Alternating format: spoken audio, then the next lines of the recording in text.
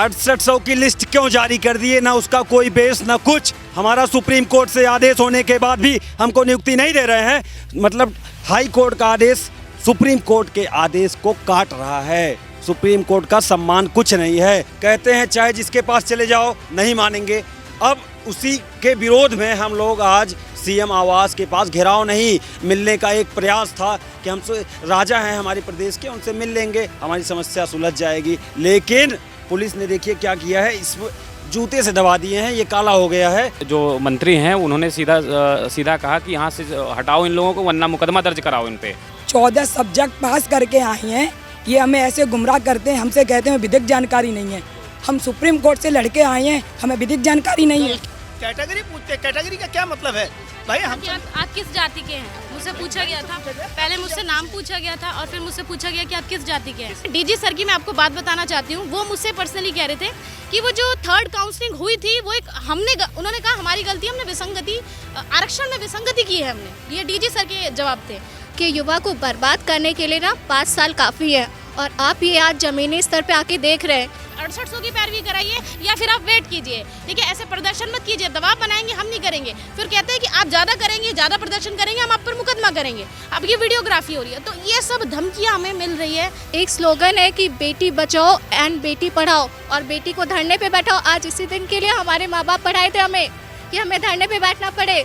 हम जीत के आए हैं सुप्रीम कोर्ट से, और हमें क्या चाहिए, हम क्या प्रूफ दें, कितना इनको प्रूफ चाहिए? आखिर हमारी मिस्टेक क्या है? हमें मिस्टेक बताई जाए कि हम कहाँ से गलत हैं। जो दूसरा मैटर है उसमें अभ्यर्थी गए हुए हैं। अभी वो अभ्यर्थी आज एक गया है, कल दूसरा जाएगा, फिर तीसरा जाएगा। अभी हाई कोर्ट चल रहा है, फिर वो सुप्रीम कोर्ट चलेगा, पता नहीं कब तक जाएगा। सोचा कि भाई योगी जी हैं, उनके पास रास्ता बचता है, बस बुला ली एकदम से। हमने कहा मैम हम कोई घेराव या कुछ भी उपद्रव मचाने नहीं आए, मतलब मिलना चाहते हैं, तो मिलने नहीं दिया जबरदस्ती। मतलब एक लेडी को 5 लोग घसीट रहे थे। मेरा खुद से पूरा नाखून उतर गया है। ये रिटायरमेंट नहीं सर, हमारे माँ बाप बूढ़े हो रहे हैं, उनकी भी कोई आशाएं हैं कि जिंदा रहते नौकरी देख लें, शादी की उम्र हो रही है, सब कुछ हो रहा है। हम लोग को सब कुछ मेंटली टॉर्चर किया जा रहा है, समाज अलग टॉर्चर कर रहा है।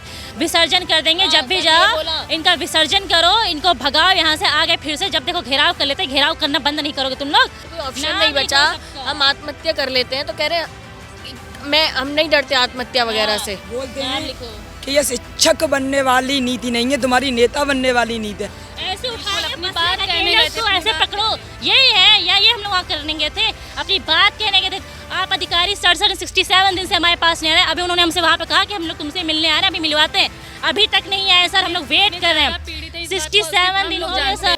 उत्तर प्रदेश के मुख्यमंत्री योगी आदित्यनाथ ने आज उत्तर प्रदेश में एक भर्ती जो कि अभी कुछ दिनों पहले पूरी हुई थी, उसके अभ्यर्थियों को नियुक्ति पत्र दिया है। कहा है कि ये भर्ती साफ सुथरी तरीके से हुई थी और इसी वजह से इन्हें नियुक्ति पत्र दिया जा रहा है। लेकिन ज़मीनी हकीकत और ज़मीनी सच्चाई कहीं ना कहीं इन सब से उलट है। उलट इसलिए क्योंकि कई सारा ऐसा हिस्सा है अभ्यर्थियों का जो लंबे समय से रोज़गार की तलाश में है, जो लंबे समय से अपने रोज़गार के लिए सरकार के सामने आवाज़ उठा रहा है, जो लंबे समय से सरकार के सामने जाता है और लाठियां खा करके, कपड़े फड़वा करके वापस आ जाता है। और यही वो नज़ारा है जिसे हम 69,000 शिक्षक भर्ती के रूप में देखते हैं। उत्तर कुंजी का मामला है, 1 नंबर के लिए ये लोग दर दर भटक रहे हैं, और उसी को देखते हुए आज भी इन्होंने मुख्यमंत्री आवास पर जाकर के प्रोटेस्ट करने की, प्रदर्शन करने की कोशिश की थी। कल ये शिक्षा मंत्री के आवास पर गए थे, वहाँ से भी इन्हें खदेड़ा गया था। आज मुख्यमंत्री आवास पे गए थे तो वहाँ पर भी इनकी लाठी डंडों से पूजा हुई है, कपड़े फाड़ दिए गए हैं। कुछ लोगों से बातचीत करेंगे जिनसे ये जानने की कोशिश करते हैं कि आखिर क्या समस्याएं थी, किस वजह से ये लोग वहाँ पहुँचे थे, क्या कारण था, और पहुँचने के बाद किस तरह से इनकी आवभगत हुई है। भाई साहब, ये कपड़ा फटा हुआ घर से पहन के आए थे या फिर यहाँ पर फटा हुआ? अब आप देख लीजिए ना कैसे फटा है, आज खींचा गया है ना, इसलिए फटा है। नहीं, क्यों खींचा गया, क्या कारण था, क्या करने गए थे? कारण यह है कि 2019 में एक भर्ती हुई, 69,000 सहायक अध्यापक शिक्षक भर्ती। उसमें कुछ प्रश्न विवादित थे। उस विवादित प्रश्न को हम लेकर पहले विभाग के पास गए। इसको आप देख लीजिए, इसमें जो त्रुटि हो उसको संशोधित कर दीजिए।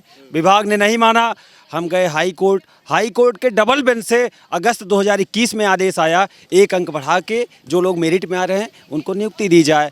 सरकार उसको भी नहीं मानी। 10 महीने झेलाने के बाद सुप्रीम कोर्ट चली जाती है। सुप्रीम कोर्ट ने भी आदेश पारित किया।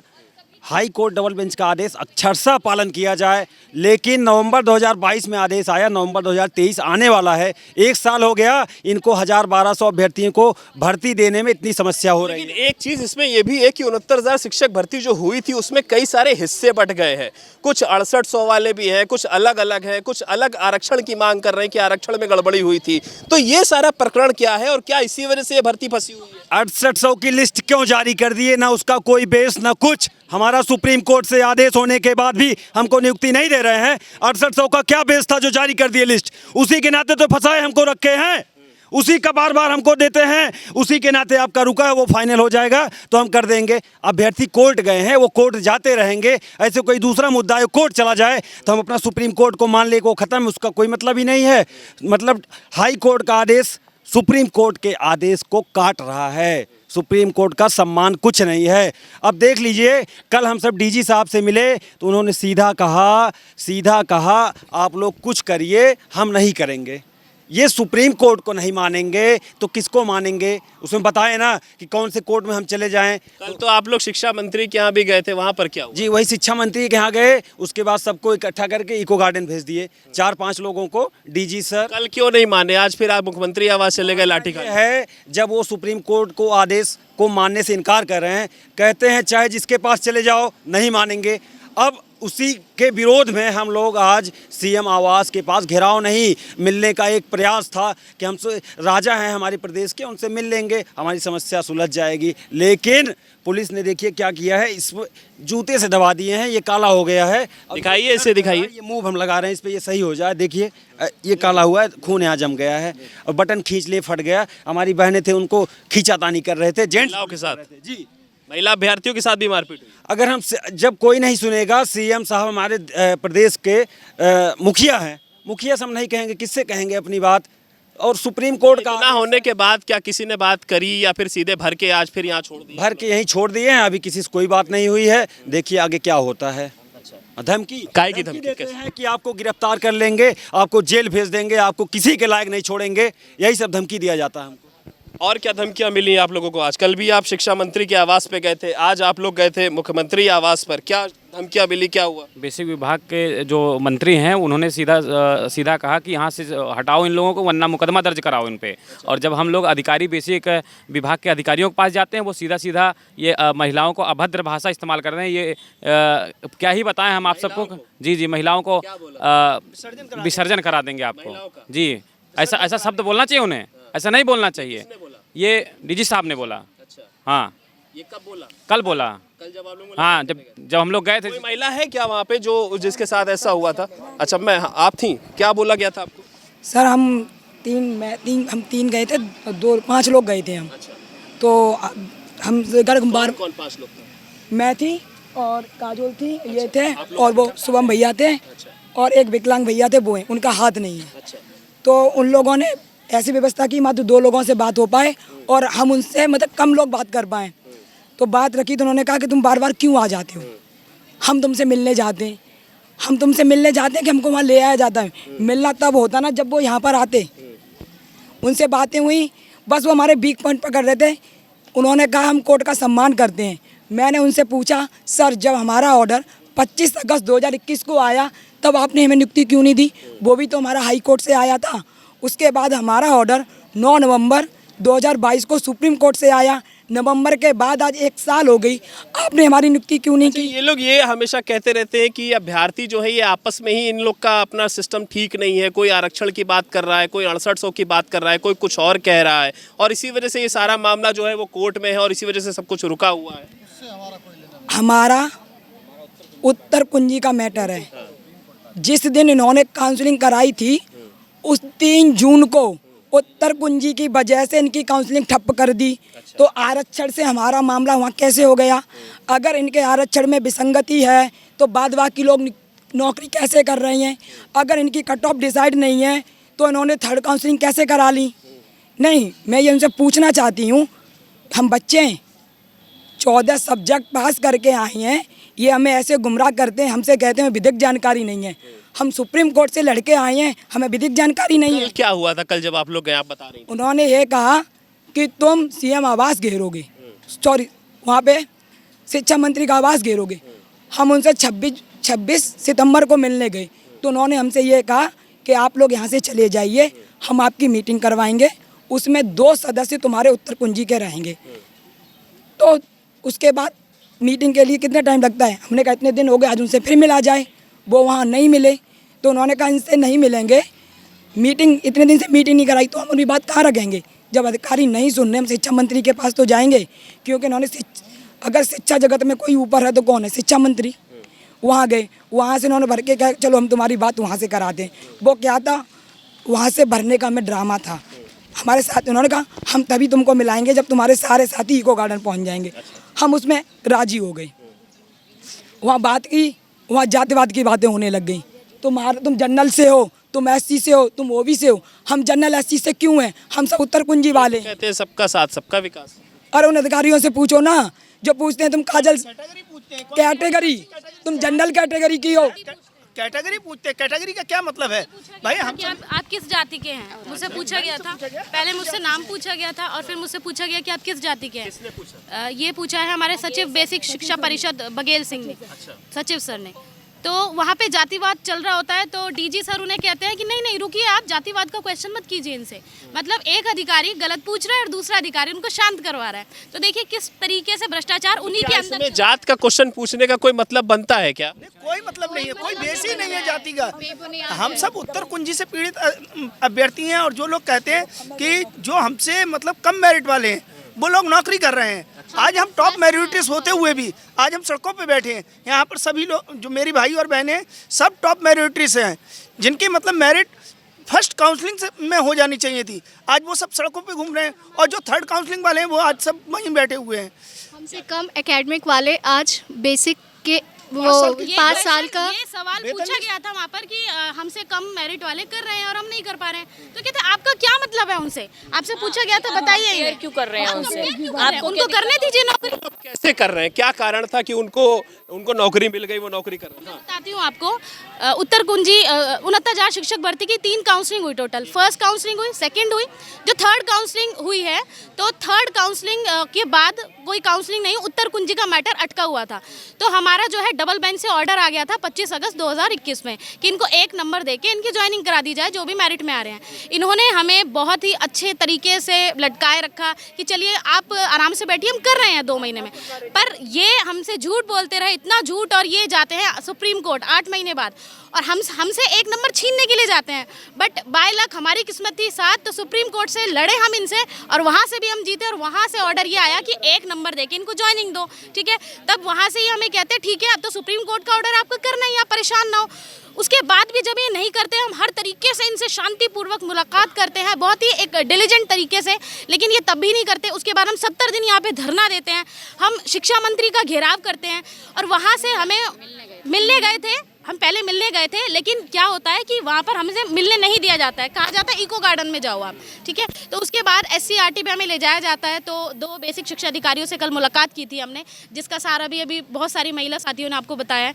जब हम पूछते हैं कि आप हमें क्यों नहीं ज्वाइनिंग दे रहे हैं, हमारी तो मेरिट, हम थर्ड काउंसलिंग की मेरिट के अकॉर्डिंग आ रहे हैं, कहते हैं डीजी सर की मैं आपको बात बताना चाहती हूँ। वो मुझसे पर्सनली कह रहे थे कि वो जो थर्ड काउंसलिंग हुई थी वो एक उन्होंने कहा हमारी गलती, हमने विसंगति, आरक्षण में विसंगति की है हमने, ये डीजी सर के जवाब थे। तो हमने कहा कि सर उनके साथ कर दीजिए हमें, जब आपने थर्ड काउंसलिंग की है तो क्या वो भी तो ज्वाइनिंग कर रहे हैं, मतलब वो भी तो नौकरी कर रहे हैं, तो आप हमें क्यों नहीं कर सकते। कहते हैं कि आप अपने 6800 में पैरवी कराइए। और हमने कहा कि हम कैसे करा सकते हैं, ये मैटर उनका है।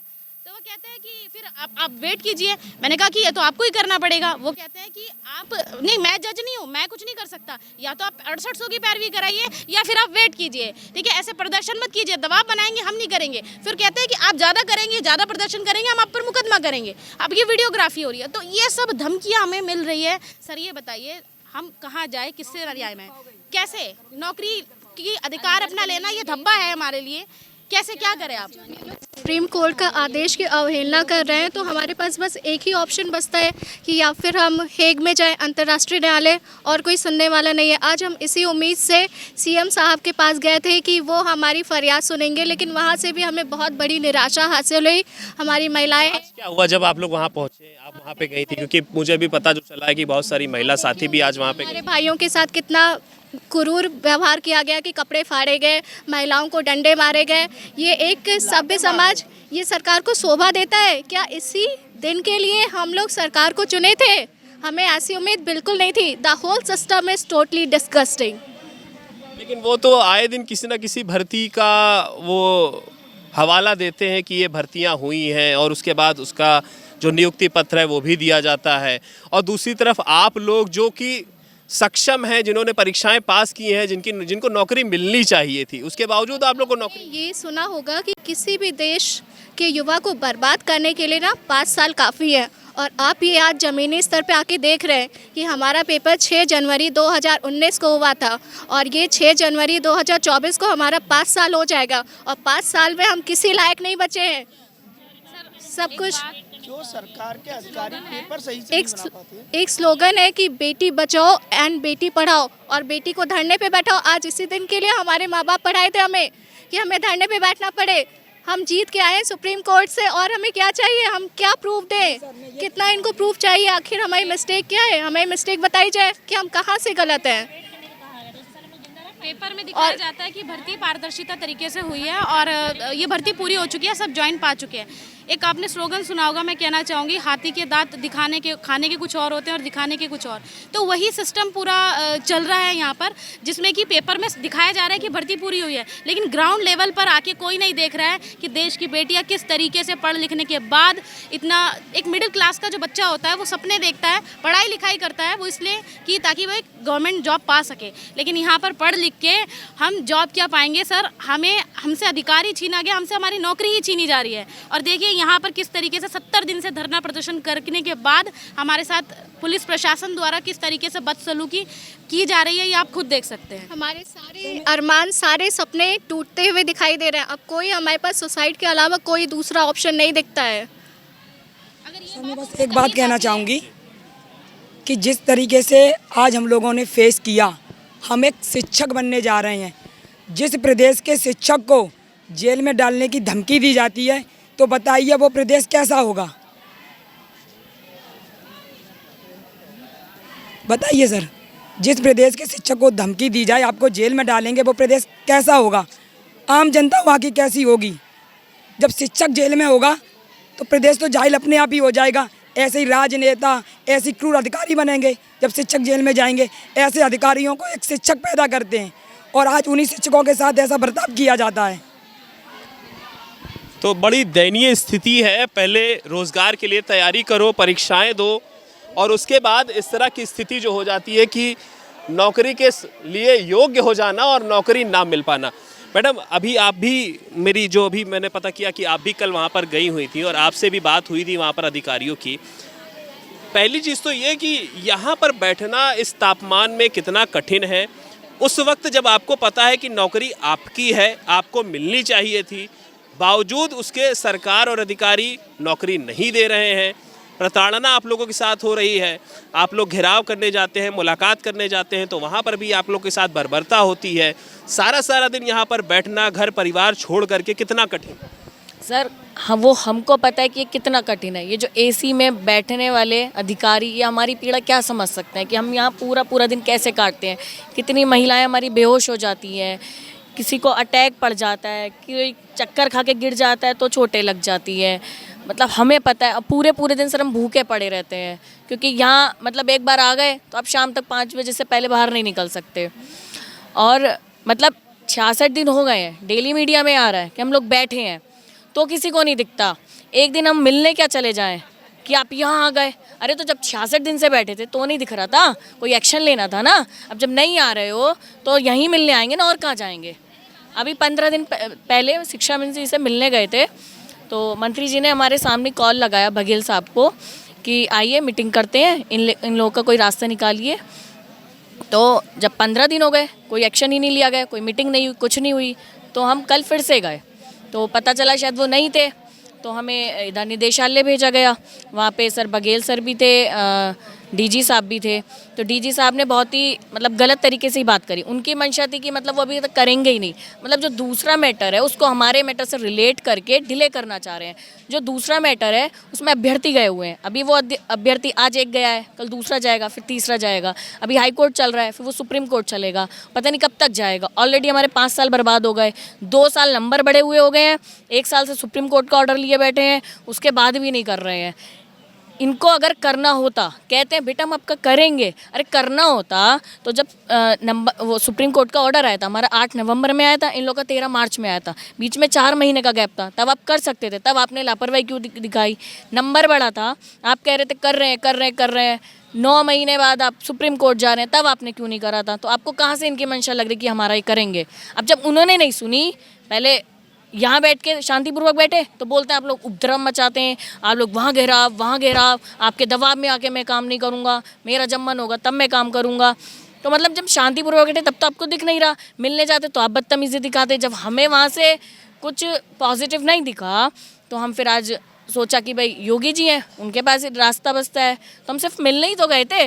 वहाँ हम लोग गए, सब लोग आके खड़े हो गए, बस बुला ली एकदम से। हमने कहा मैम हम कोई घेराव या कुछ भी उपद्रव मचाने नहीं आए, मतलब मिलना चाहते हैं, तो मिलने नहीं दिया जबरदस्ती। मतलब एक लेडी को 5 लोग घसीट रहे थे। मेरा खुद सर पूरा नाखून उतर गया है। ये कुछ लड़कियों के कपड़े तक फाड़ चुके हैं, लड़कों को भी खूब मारा है, एक भैया को अटैक पड़ गया है। मतलब इतनी बुरी तरीके से हमारे साथ बर्ताव किया। हम लोग कोई उपद्रव नहीं मचाने गए थे, वहीं लगी है सर, नखून उतर गया। वो मेरे को घसीटा, मतलब इधर से वो मेरे को घसीट रही हैं, इधर से लड़कियां रोक रही हैं कि सर नहीं जाएंगे। हम बैठ गए थे क्योंकि सर खड़े होते ही हम कह रहे हैं हमारी बात तो सुन लीजिए, हम कहने क्या आए हैं, हमको उपद्रव मचाने नहीं आए, बात सुन लीजिए सर। क्योंकि अधिकारियों सबसे हाथ पैर जोड़ के देख लिया, और एक बार नहीं कितनी बार, कोई गिनती नहीं है। सिर्फ राजा के पास ही जाएंगे ना, लास्ट ऑप्शन यही बचता है। मुलाकात ही तो करने गए थे, करने दिए होते शांति से, नहीं भरो जबरदस्ती खींचातानी। अब वो खींचातानी में सबके खूब चोटें लगी हैं सर, बहुत बुरा बर्ताव किया, फिर यहीं लाके डाल दिया, क्या करें। ये वो चेहरा है जो कि उत्तर प्रदेश के रोजगार की दृष्टि को और रोजगार के चेहरे को बयां कर रहा है। एक तरफ उत्तर प्रदेश की सरकार है जो कहती है कि हमने युवाओं को बढ़ चढ़ करके रोजगार दिया है और आगे भी देंगे, और दूसरे ये लोग हैं जो बीते 5 सालों से अपनी नौकरी पाने के लिए लड़ाई लड़ रहे हैं, मुलाकात करने के लिए प्रयास कर रहे हैं कि किसी भी तरह से जो हुक्मरान है उनसे मुलाकात करी जा सके, अपनी बात पहुंचाई जा सके और अपना हक पाया जा सके, और हक के बदले में उनको ये सारी चीज़ें मिलती हैं। ये देखिए, ये पट्टी बंधी हुई है इनके पैर पे, और ये पट्टी इनके पैर पे नहीं है, उत्तर प्रदेश के सिस्टम पे बंधी हुई है कि युवा जो रोजगार की तलाश में था, उसने परीक्षाएं पास की, उसने परीक्षा पास करने के बाद खुद को नौकरी के योग्य बनाया, लिस्ट में अपना नाम दर्ज कराया, और उसके बाद नौकरी के नाम पर उसे इस तरह की पट्टियां दी जा रही हैं, उनके कपड़े फाड़े जा रहे हैं। जी, अभी कल जब हम लोग गए थे शिक्षा मंत्री आवास, तो ये दीदी लोग थी, तो उनके साथ वहाँ पे कह रही हैं आईएएस जो आईपीएस हैं कि 200 साल तो क्रांतिकारियों ने लगा दिए आज़ादी पाने के लिए, तुम लोग वेट नहीं कर सकते हो। तो सर आप ये बताइए, 200 साल हम लोग जिंदा रहेंगे? वो सिचुएशन है, 67 दिन से हम लोग यहाँ बैठे हुए हैं, किसी का कान बह रहा है 67 दिन से, ठीक है, किसी का कान बह रहा है, किसी को डेंगू हो रहा है, किसी को टाइफाइड हो रहा है। ये लोग इतनी दूर से आए हैं, फिरोजाबाद से आए हैं, सब कहाँ डिस्ट्रिक्ट से आई हैं, कैसे कैसे आ रही हैं, ठीक है, इतनी दूर सहारनपुर, शाहजहाँपुर, 75 जिले की सारी महिलाएं और युवा सब आए हुए हैं, कोई वृद्ध आया है, कोई विकलांग है, कैसे हम लोग मैनेज करें? घर पे कमाने वाला कोई नहीं है, आर्थिक स्थिति खराब हो चुकी है, मेंटली हम लोग इतना फ्रस्ट्रेटेड हो चुके हैं, 5 साल ऑलरेडी बर्बाद हो चुके हैं। कैसे हम लोग आ रहे हैं? यहाँ तक आना आसान थोड़ी ना, पड़ेगा किराया 100 रुपये, 200 रुपये लगता है, कैसे हम लोग एडजस्ट कर रहे हैं वो कोई नहीं जानता है। बस कहना आसान है कि 200 साल आप वेट कर लीजिए, 200 साल बहुत होते हैं सर, 5 साल वेट करने में हम लोग की, अगर इतना वेट करेंगे तो रिटायरमेंट की रिटायरमेंट नहीं सर, हमारे माँ बाप बूढ़े हो रहे हैं, उनकी भी कोई आशाएं हैं कि जिंदा रहते नौकरी देख लें, शादी की उम्र हो रही, सब कुछ हो रहा है, हम लोग को सब कुछ मेंटली टॉर्चर किया जा रहा है, समाज अलग टॉर्चर कर रहा है, बाहर वाले अलग टॉर्चर कर रहे हैं, कितना टॉर्चरमेंट हम लोग झेले। अधिकारी तो ऐसे बात करते हैं जैसे लगता है हम लोग भीख मांग रहे हैं, भगाओ इनको, कहते हैं ट्रांसफर हमारा हो जाएगा, कराते रह जाना, हम तो चले जाएंगे, अपना प्रकरण किसी और को समझाते रह जाना, विसर्जन कर देंगे, जब भी जाओ इनका विसर्जन करो, इनको भगाओ यहाँ से, आ गए फिर से, जब देखो घेराव कर लेते, घेराव करना बंद नहीं करोगे तुम लोग, कर तो रहे हैं, पहले 6800 को निपटा लिया। 6800 क्या है? हमको सुप्रीम कोर्ट ने दिया है, सुप्रीम कोर्ट का तुम ऑर्डर नहीं फॉलो कर रहे हो, अब तुम सुप्रीम कोर्ट से बड़े हो गए हो, तुम हमें अपना ज्ञान दे रहे हो। सर ये बताइए, इससे बड़े मैं आईएएस की तैयारी कर लेती, मैं फालतू में टीचर बनने की तैयारी कर रही हूँ। 5 साल और ये 1 साल अब पूरे 6 साल हो जाएंगे, न्यू ईयर आने वाला है कि हम लोग यहीं पे सारे त्यौहार मनाएंगे, हम लोग अपने घर नहीं जाना है।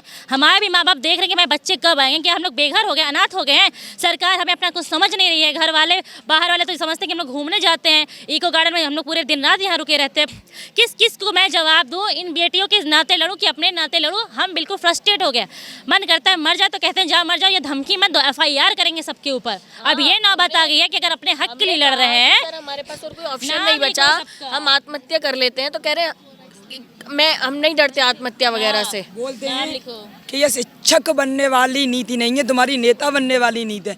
हम नेता बनते तो इतनी डिग्रियां लेते, हम 5 तक पढ़ते नेता बन जाते। नेता बनने का कोई शौक नहीं है, अपनी जो हक है उसे मांग रहे हैं, जो ये लोग छीने बैठे हैं हमसे। नेता बना दिया इन लोगों ने, हम लोग को वकील बना दिया, हमने नेता कितने बना दिया, अपने लोगों को खो दिया है।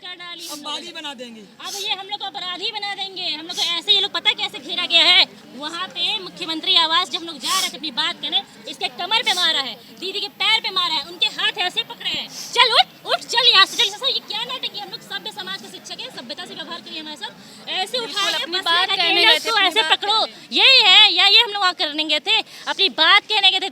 आप अधिकारी 67 दिन से हमारे पास नहीं आ रहे। अभी उन्होंने हमसे वहाँ पे कहा कि हम लोग तुमसे मिलने आ रहे हैं, अभी मिलवाते हैं, अभी तक नहीं आए सर। हम लोग वेट कर रहे हैं, 67 दिन हो गए सर, 67। अभी आते हैं, आप जाओ, हमको वहाँ अरे भरो भरो गाड़ी में भरो, इनको गाड़ी में भरो, यहाँ कोई तमाशा नहीं चलेगा। इनको थाने लेगा, थाने पकड़ के छीन लिया, थाने लेके गए, FIR करो, सबके नाम लिखो। अब दोबारा ये लोग आएंगे तो दोबारा इनको FIR कराएंगे, यहाँ पे बोलने नहीं देंगे सर। हम लोगों को ज़बरदस्ती कई लगभग 10-12 महिलाओं को ज़बरदस्ती पुलिस वाली गाड़ी में पकड़ के भरा गया और उसके बाद में गौतम पल्ली थाना ले जाया गया। वहाँ पर इतनी धमकी मुझे दी गई कि आइंदा आप धरने के लिए आओगी या कहीं घेराव करोगी, कहीं सड़क पे दिखोगे तो तुरंत आप सभी लोगों को ले जा के तुरंत जेल में डालेंगे और FIR करेंगे। इतनी मतलब इतना हम लोगों को वो किया गया है, इतना हाथ पकड़ पकड़ के खींचा गया है, ताकत लगा लगा के कह रहे थे नहीं चलोगी तो अभी यहीं मारेंगे, और मारे भी हैं सबको। डंडा से मारे हैं, किसी को खींच के मारे हैं, किसी को पैर से मारे हैं, इस तरीके से मारे गए हैं। और वहाँ थाने में हम लोगों को इतना धमकाया गया है कि आइंदा आप धरने, हम लोग धरना थोड़ी देने गए थे, हम लोग तो CM साहब से मिलने गए थे। जब कल शिक्षा मंत्री के यहाँ मिले, जब DG साहब से मिले, तो जो मैम थी हमारे साथ जो मिलवाया जिन्होंने, उनसे बोल रहे हैं इन सब की सब रिकॉर्ड हो रहा है ना, सब ध्यान रखना, देखूंगा सारी नौकरी कैसे करते हैं, सबके खिलाफ। इन्हें सड़कों पर तो उतार ही दिया, और कहाँ उतारेंगे? ये खुलेआम गालियों से बात करते हैं, कभी मिलने जाए ना डायरेक्ट गाली से बात करते हैं कि सड़कों पे उतार दूंगा इनको, तो मैं वैसे कर दूंगा, ऐसे कर दूंगा, देखते हो कैसे नौकरी करते हैं, ऐसे धमकी देते हैं। मतलब शांति से तो बात ही नहीं करते हैं। जब उनसे कहा गया ना कि सर हम आत्महत्या करने पर मजबूर हो चुके हैं, हमारे पास दूसरा ऑप्शन नहीं है, तो बहुत ही एक अकड़ के जवाब आता है उनकी ओर से। धमकी दे रहे हो, किस बात की धमकी दे रहे हो? हम तुम्हें अंदर कर देंगे, ये धमकी मुझे मत देना, तुम्हारी धमकी से हम नहीं डरने वाले, तो बहस मत करो। तो इस तरीके के जो आंसर है हमारे सामने पेश किए गए हैं। एक IAS ऑफिसर अगर ऐसी लैंग्वेज बोल सकता है हमारे साथ, तो सोचिए फिर कौन IAS ऑफिसर बनना चाहेगा? अच्छा, उनसे जैसे कुछ पूछते हैं, आप ये ऐसा क्यों नहीं कर रहे, वैसा क्यों नहीं कर रहे, मैं यहाँ कटघरे में खड़ा हूँ क्या, तो तुम मुझसे सवाल करोगे?